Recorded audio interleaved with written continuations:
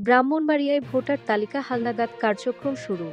সারা দেশের মতো ব্রাহ্মণবাড়িয়াতেও ভোটার তালিকা হালনাগাদ কার্যক্রম শুরু হয়েছে।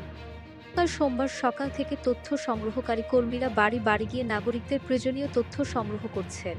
যারা এখনো ভোটার তালিকায় অন্তর্ভুক্ত হননি, তাদেরকে প্রয়োজনীয় দলিলাদি প্রদান সাপেক্ষে তালিকায় অন্তর্ভুক্ত করা হচ্ছে।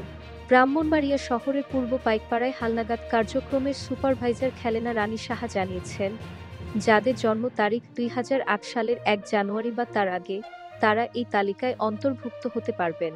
নতুন ভোটারদের জন্য জন্ম নিবন্ধনের বাংলা ও ইংরেজি কপি, পিতা-মাতার এনআইডি, শিক্ষাগত যোগ্যতার সত্যায়িত কপি, রক্তের গ্রুপ এবং টেলিফোন বা মোবাইল নম্বর সহ অন্যান্য প্রয়োজনীয় তথ্য প্রদান বাধ্যতামূলক।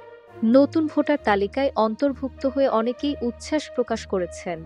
সদ্য ভোটার হওয়া কণিকা দেবনাথ বলেন, এই তালিকায় নাম অন্তর্ভুক্তির মাধ্যমে আমরা এখন ভোটাধিকার প্রয়োগ সহ রাষ্ট্রীয় কার্যক্রমে অংশগ্রহণ করতে পারব। এতে আমরা অনেক আনন্দিত। অন্যদিকে পুত্রবধূর তালিকায় অন্তর্ভুক্তি হওয়ায় খুশি চারু দেবনাথ। তিনি বলেন, সদ্য বিয়ের পর আমার পুত্রবধূ ভোটার তালিকায় অন্তর্ভুক্ত হয়েছে, এতে আমরা খুবই স্বস্তি পেয়েছি।